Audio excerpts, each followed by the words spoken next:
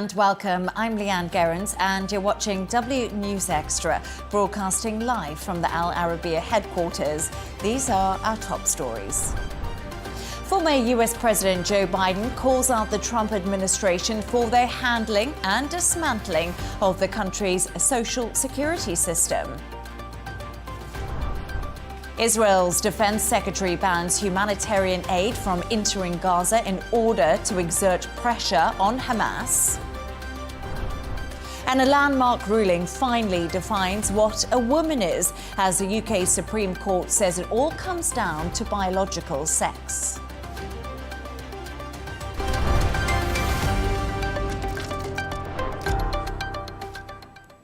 To our top story, and former US President Joe Biden has attacked current President Donald Trump during a conference in Chicago. In his first speech since leaving office, the former president accused the Trump administration of taking a hatchet to the social security system.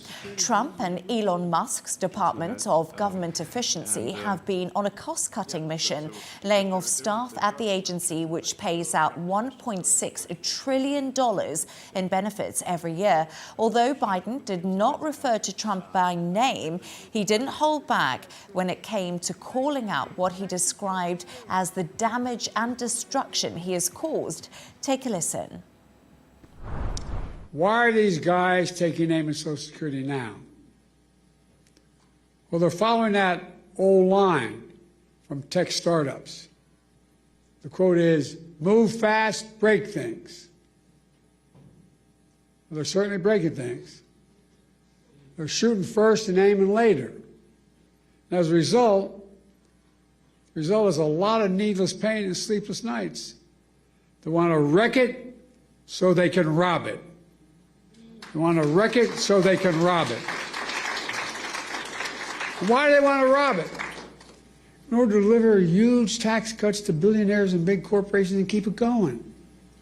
They want to make permanent the 2017 tax cuts, which overwhelmingly benefited the wealthiest Americans and the biggest corporations. Fewer than 100 days, this new administration has made done so much damage and so much destruction. It's kind of breathtaking it could happen that soon.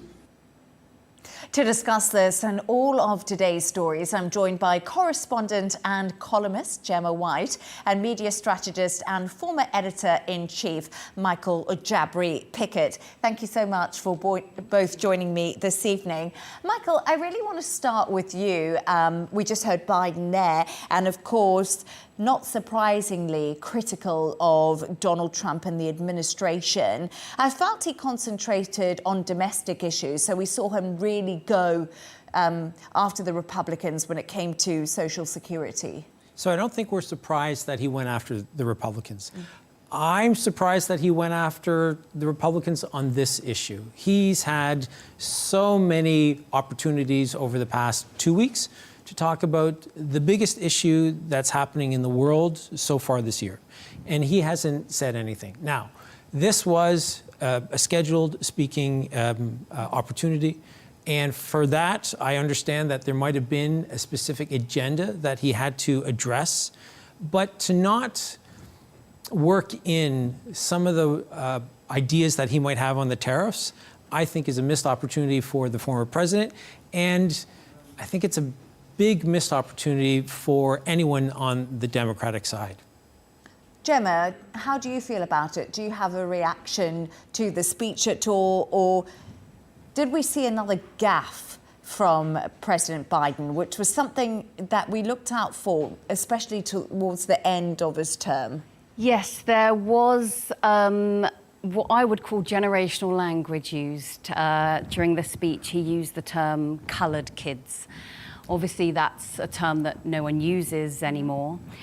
But I've watched the video quite a few times of the speech, and I don't believe he was saying it as a racial slur. I think, obviously, as the former president of one of the most racially diverse countries in the world, he knows the correct terms to use. But I think it feeds into the idea that this is an 82-year-old man, and we saw in the speech how he was a little bit slurred at times. There was a lot of pauses. He was a little bit slow. And you sort of wonder if sometimes he's grasping for the words. That's how I felt watching it, yeah.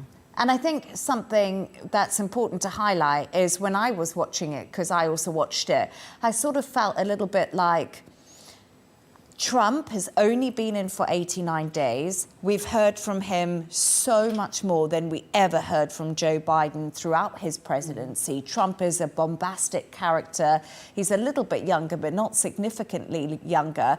And as you mentioned earlier, are the Democrats just missing the point here completely? I think they're missing an opportunity to speak about something that is incredibly important to them.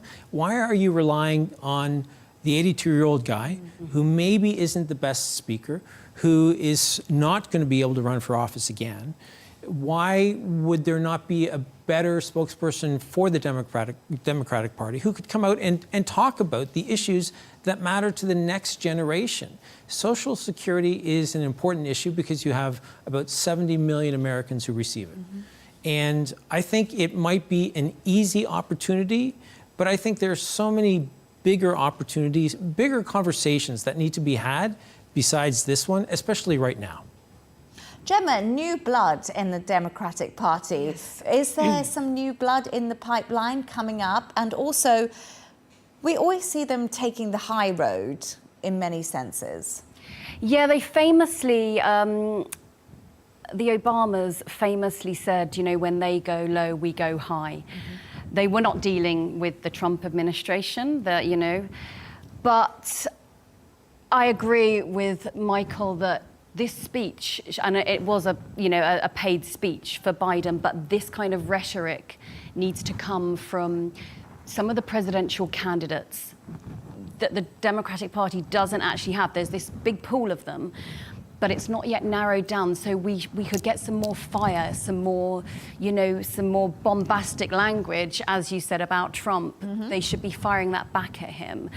And I would not like to see the Democrats, down in the dirt, wrestling. But I do think sometimes you have to come off your high horse. You have to come down from the high road, because then you can see what made Trump and the administration so popular to so many voters. You can't see it from up in your ivory tower. Yeah, no. I also wonder if, will politics ever go back to the way it was? And now, if Trump leaves, if he doesn't go for a third term, will whoever is there, they won't be as effective as Trump, even if it's J.D. Vance or anybody else. They won't be. On the Democratic side, I wonder who will, as you said, who will step forward? And will it sort of revert to type where it becomes a little bit more civilized? Or is it now that Trump has shown a way forward for victory when you don't necessarily have a lot of policies, you just have a cult of personality? Will that be enough for other candidates to be inspired, and that's the way that American politics will be from now on? And could they become even more extreme? Absolutely. Yeah, once you've opened the door to that.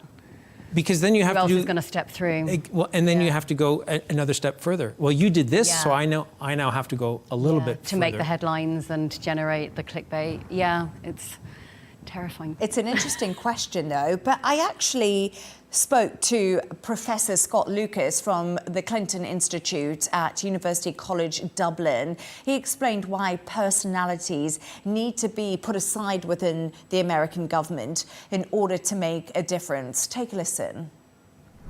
Well, Biden has got personal grievance against Donald Trump, I think, with justification. But again, I think, you kind of put this to the side.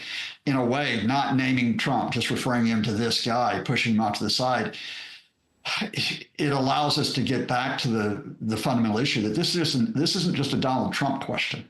I mean, this is a question of the advisors around Trump. It is a question, yes, of Elon Musk, who has no official government position, who has no authority to be ripping apart Social Security. And it brings into the question those Republicans in the House and in the Senate who are not standing up against this. In fact, they're enabling this. So I think the more that we get away from personalities on this and the more that we get to the actual issues that are involved, that's going to be an important thing, because let's be honest here, Joe Biden is yesterday's politician. He's gone. He's not going to be a force in U.S. politics in the future. And for the future of all Americans, you've got to get to responsible people, both Republicans and Democrats, who are going to make a difference. Almost touching on what we were saying earlier, like what is coming next? Is it time to put personalities aside and actually think about America as a country and their future? Absolutely. And I think that when you look at both parties, and the interviewer touched upon this, when you look at both the Republicans, we might say that J.D. Vance is next because he's the vice president, but that didn't work out so well for Kamala Harris. But who else? Who else on the Republican side? Who else on the Democratic side? And I wonder if maybe there needs to be conversations about age limits running for president. Yeah. I wonder if there maybe needs to be much more diversity from a ground roots level. And I think it'll be interesting in the next election. Nobody knew Obama was going to come along when he did. Yeah. Who's going to be the next one in 4 years, 3.5 years, 2 years, 18 months when the midterms happen? It'll be interesting to see if there is anybody who steps forward. And also, I have a prediction, and I'm just going to put it out there because if it ever comes true, I want to know that I said it on TV. But I was saying that I think Caroline Leavitt, the press secretary right now for the Republican Party, might one day be the very first female president of the United States. I don't know. I just have a bit of a hunch. I've just got it on record. But stay right there as we're going to take a look at some of the other stories.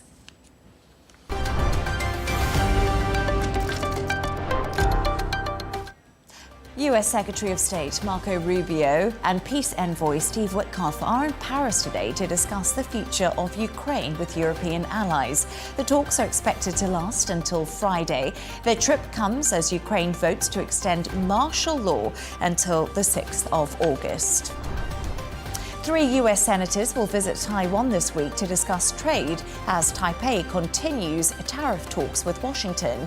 Taiwan was due to be hit with a 32% levies as part of President Trump's now paused regime. The US is Taiwan's most international backer and arms supplier, despite a lack of formal diplomatic ties.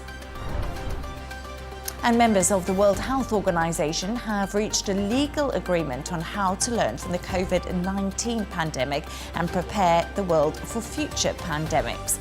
The deal aims to ensure fair access to drugs and vaccines across the globe.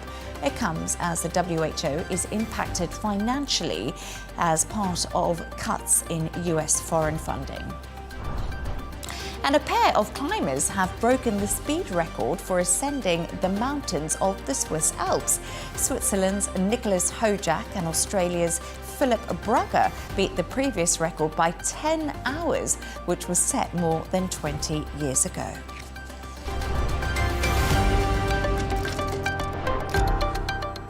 Now on to our next story. Israeli Defense Minister Israel Katz has said no humanitarian aid will enter Gaza in order to put pressure on Hamas. Negotiations for a ceasefire are ongoing, with Israeli officials repeating a need for military action to secure the release of hostages held by Hamas. So we are talking again about negotiations, the situation between Israel and Hamas. Michael, earlier today, 11 people, including women and children, were killed in Gaza City in Israeli airstrikes. What is the situation? So the situation is pretty much as it's been for the past 18 months, right? Israel indiscriminately bombing, always saying that there's a command and control center. Hamas is operating in a hospital. So many women and children. I've seen numbers as high as 70%. Certainly 70% of deaths of the 50,000 are civilians. That cannot be disputed, although the Israelis will say that that's not the case, or they will say that the civilians are being used as human shields. The problem that we're encountering right now is that everybody is feeling the pressure. So Prime Minister Netanyahu is feeling the pressure from the hawks within his cabinet. You have Hamas feeling the pressure from the Israelis as well as from their own people. There have been protests in Gaza against Hamas. And the U.S., I think, is going to get to the point where they've had enough. And they, I think, are the only ones who will be able to say to the Israelis, stop. And until that happens, I think we're going to see more death. Gemma, the situation on the humanitarian front is just dire. We've seen so much in the news about it. Do you think it's getting worse? It is getting worse, and we're watching it in real time get worse. The aid was halted to Palestine on March the 2nd, so we're now on day 46 of no food, no water, no fuel, no medical supplies getting through. So, as Michael has mentioned, the people who suffer the most are always the children and women in situations like this. And we've still got more time to wait because the International Court of Justice is not meeting until April the 28th. And they're going to discuss Israel's humanitarian obligations to the Palestinian civilians. Now, whatever the results of that ruling and the decisions, they are legally binding, but there's no way to enforce them. So again, it's going to mean relying on diplomatic pressure once more, and we've already seen that diplomatic pressure to date hasn't worked. It's a tricky situation, and as I said earlier, we've heard from this chorus of NGOs, and I think it was Doctors Without Borders saying it is a mass grave. We've also heard that from the UN, but let's put Israel's side in this mix here. They're saying that they have to apply this maximum pressure because they want their hostages back. And we're still not seeing any breakthrough, are we, Michael, when it comes to ceasefire talks, an agreement? There's nothing. No, there is nothing on the table at this point. There is pressure that the U.S. is putting on both sides to follow through on a peace deal that they have both talked about. Of course, the ceasefire was supposed to be the first stage, and then there were supposed to be subsequent phases where they would reach that peace deal. The issue that they're facing today, though, is that Hamas has no bargaining chips if they give up all the hostages. And everybody knows that. Hamas is prepared to give up part of the government civilian side of their operation, but they're not willing to give up their arms. And of course, that's what Israel wants. And I also wonder if maybe Israel doesn't want them to give up their arms, because if they do, then they really have no recourse to continue bombing them. And that's where I think the rubber meets the road, because Israel has a strategy. They want to go in. They want as many Palestinians as possible to leave, to go to some of the neighboring countries. And of course, the Palestinians don't want that. But Hamas cannot continue to hold out because there are so many civilians that are dying every day. Gemma, what do you think the answer to this is? Do you think we were saying that we need pressure on a diplomatic level, but that isn't doing anything right now from what we can see? Do you think it's time for the US to start tightening the screws and making something happen? As Michael said, that's probably going to be the only country that Israel's going to listen to. And, not even allowing the UN to come in and do their work, because the UN has increased their rhetoric in relation to what's happening in Palestine, in Gaza right now. The UN, the words they're using, atrocity, and obviously Doctors Without Borders talking about the mass graves. They're still not letting this peacekeeping force in. So if you're not going to let the UN in, it's now you need someone strong to come in. So it has to perhaps come from the US to up the ante, to be a bit more forceful, to perhaps use diplomatic threats in order to get them to open the border to allow the aid to come through. And I guess that Hamas also needs pressure on it, so it's like both sides need to really come to some sort of agreement, or as we said, it's the civilians that suffer. Do you think the pressure on Hamas will come from inside? So there have been protests in the last couple of months, the Palestinian people who are in Gaza protesting against Hamas. And as we know, that the majority of people who are of voting age did not elect Hamas because the elections were so long ago. But I think that the U.S. is going to have to exercise some pressure at some point, and they're just going to have to say, the Qataris and the Egyptians and the Americans are going to have to come to say, look, we're closing the door. You guys, you have 12 hours. Sort it out, because this cannot continue. And I think what has helped the Israelis and hurt Hamas and subsequently the Palestinians is that the tariffs have taken up so much of everybody's attention that these sort of stories continue to happen, but they might not get the coverage they deserve. Yeah. And they certainly are not forcing any government to act, to step forward and to say to the Americans, like maybe you need France to pressure the Americans to do something to pressure the Israelis, because I don't know that President Trump is ever going to feel comfortable pressuring Benjamin Netanyahu. Yeah, that's a very good point. Thanks to both of you. We'll be back in just a moment's time. Moving on to another story, the Texas Health Department reported there has been 561 cases of measles in the state on Tuesday. That's an increase of 20 from earlier this month. It comes as the U.S. government says it's sending 7 people to Lone Star State to help battle the outbreak.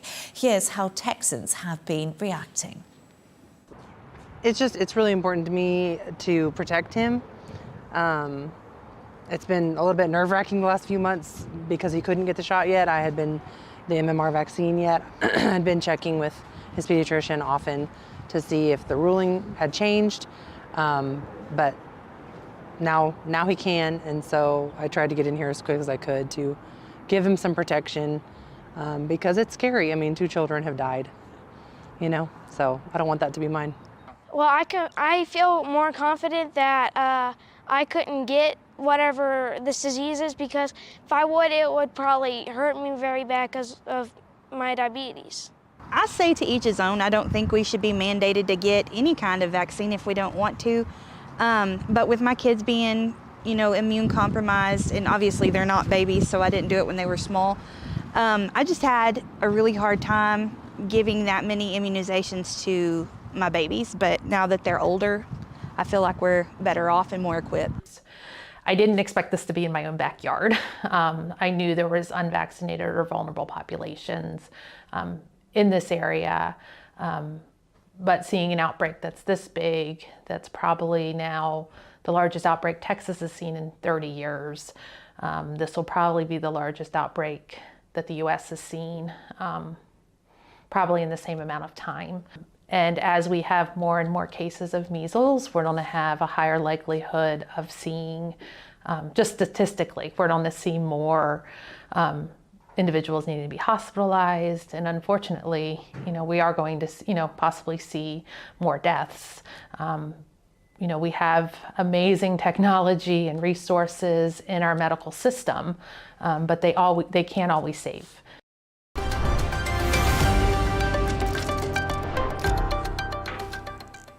The word woman is based on a person's biological sex. That's the decision of a UK Supreme Court judge in a significant ruling today.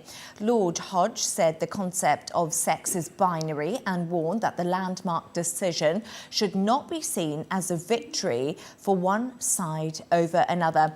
Earlier, I spoke to journalist Kat Stewart, who has been following the story, who explained how the issue came about. This is a long-running and highly contentious issue, and it seems like a very straightforward question. Is man and woman about gender identity, or is it about biological sex? But in 2018, the Scottish Parliament passed legislation that was designed for equal representation of people on public boards. So the idea was to have 50% men and 50% women, but that legislation included trans women, which led to a situation where you could have a board that was entirely made up of biological men, but still fit the quota of equal representation. A Scottish campaign group of gender-critical feminists took the Scottish government to court over the issue, and that for a few years now has been batted back and forward between the lower courts until finally today we had the ruling from the Supreme Court, and they have found that woman means biological sex rather than gender identity. So, Gemma, there we are. The UK government has said the ruling will bring clarity and confidence for women and was a unanimous decision. I think clarity is interesting, an interesting word, especially in terms of the law, because what is clarity in the law, when it's applied in real life, you know, when it's gone down through all the different committees and, you know, you're at the coalface, clarity for the matron on the hospital ward who has to tell someone they can't come on this all-female ward because they're biological male.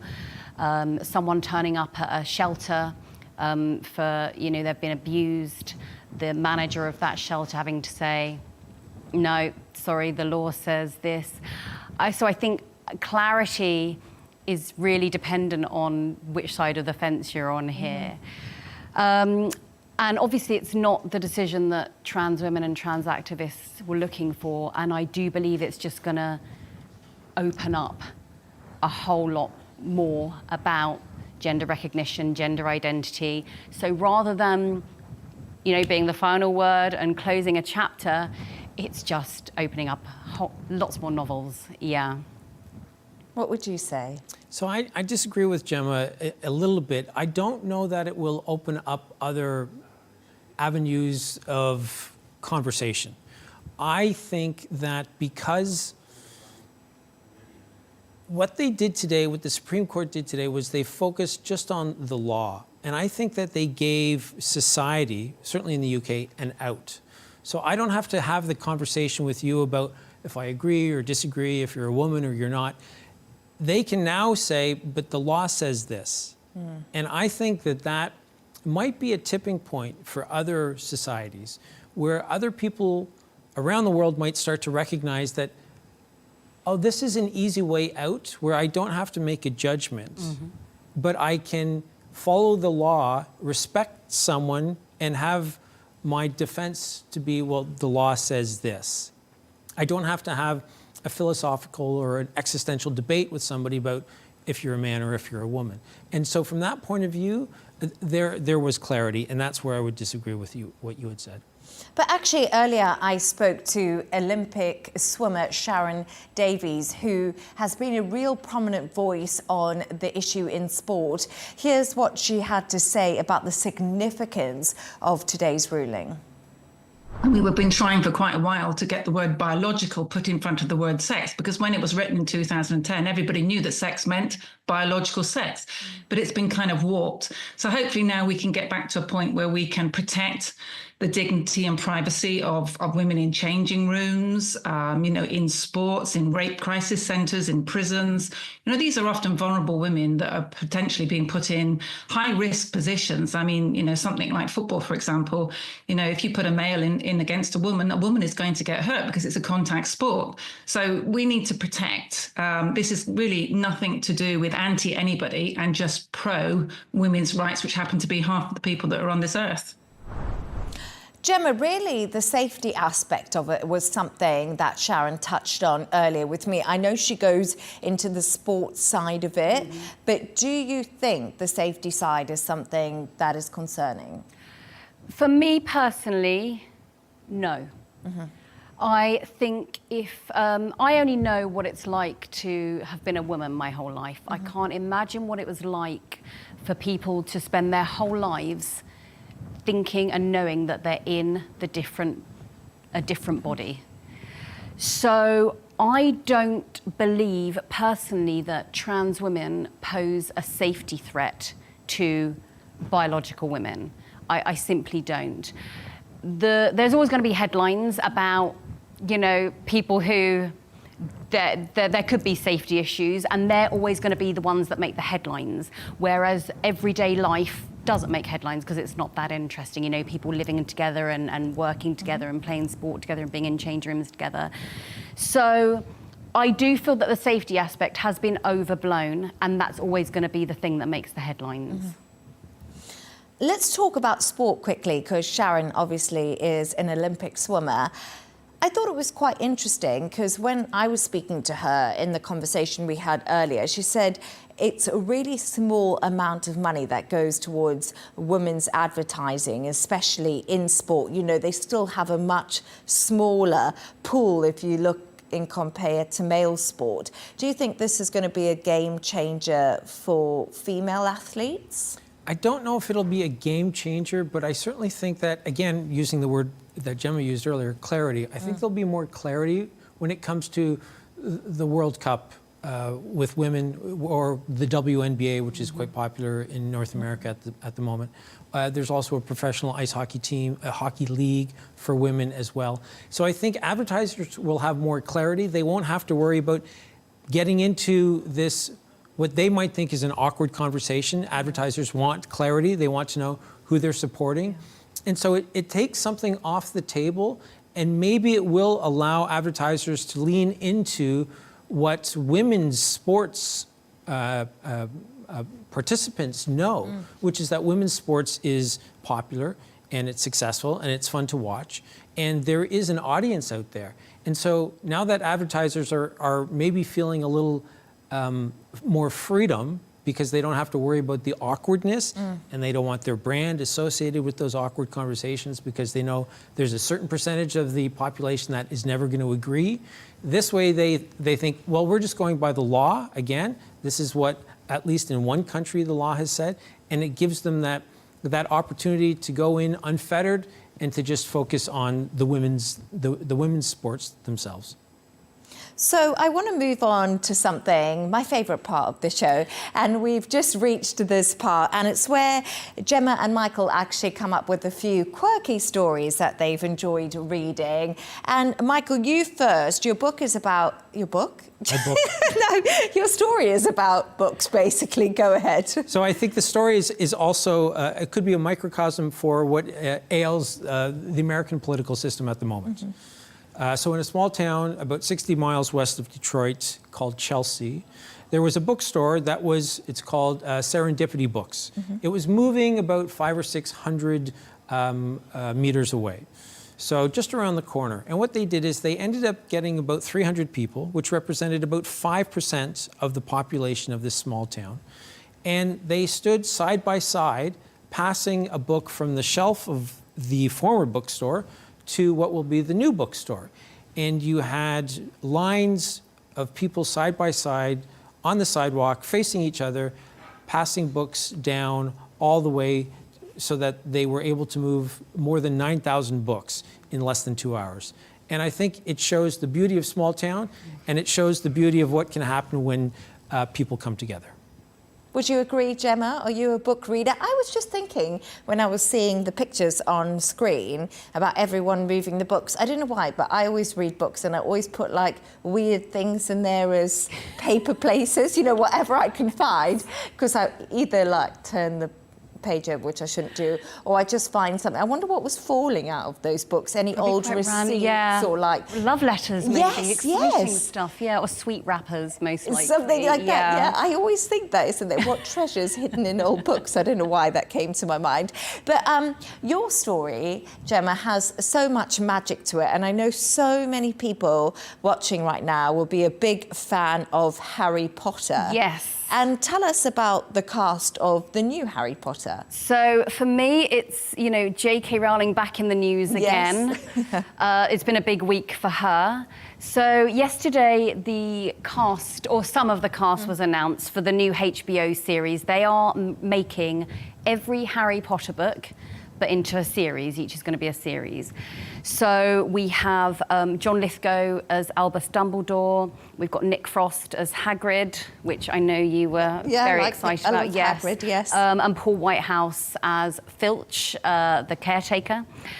But unfortunately, the casting news has brought out sort of the worst of the internet. There's lots of people saying they're never going to watch it because of J.K. Rowling and because of what's happened with the trans women story in the UK, but also about the casting of a black actor as Severus Snape. So obviously Severus Snape was played by Alan Rickman, a much loved, obviously he passed away, but a much loved character. But this amazing actor called Papa Esadeu, he's been in Black Mirror, he's been in The Outrun, he has been in Black Doves, has been getting a lot of hate online. And I'm just trying to think, you know, this is this beloved story that's going to be this great series. HBO don't mess around when they make series, you know, the money and the talent that goes into it has sort of just been kind of spoiled by these two warring factions who are attacking it before it's even began, before they've even cast Ron, Hermione and Harry. Michael, I know that you're a Harry Potter fan, so I wanted to talk to you about it. Who's going to play, was it Moaning Myrtle? I loved her. Do you remember her, Moaning Myrtle? I don't know why. Every time she was like crying in the bathroom, wasn't she? We've all been there. For me, it was... More than once, yeah. I was working at a local newspaper here, and I took the day off work when the final book was released because it was midnight in London, but it was 3 a.m. here. Yeah. And I read it the full day, stayed in bed and read it before my kids. And it was a treat. I loved the books. They were phenomenal. I have a Deathly Hallows tattoo. There we are, yeah. And for me, the books represent so much about the time that I've spent with my children. But you know what? What was that big bird that Hagrid used to train? That was what the part I loved about it. Wasn't there like training of some animals? Yes. What was that?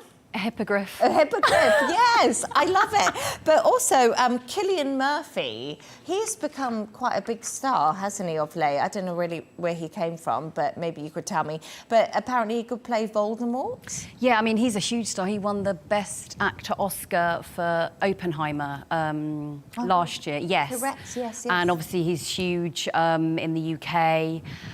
For Peaky Blinders, yeah.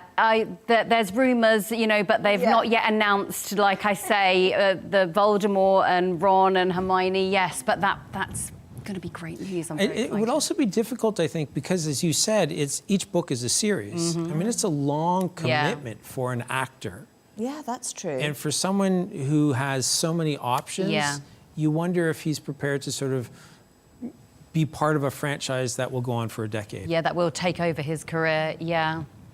No, I think it's going to be amazing to see who they cast. And as Moaning Myrtle, let's have a look. I don't know why, but thank you so much for those great stories. I really enjoyed them. So that's a big thank you to today's guests, correspondent and columnist Gemma White, and media strategist and former editor-in-chief Michael Jabri Pickett.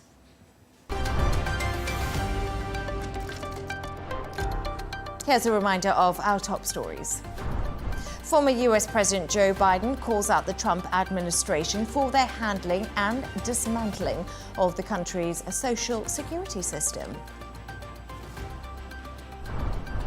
Israel's defense secretary bans humanitarian aid from entering Gaza in order to exert pressure on Hamas. And a landmark ruling finally defines what a woman is, as the UK Supreme Court says it all comes down to biological sex.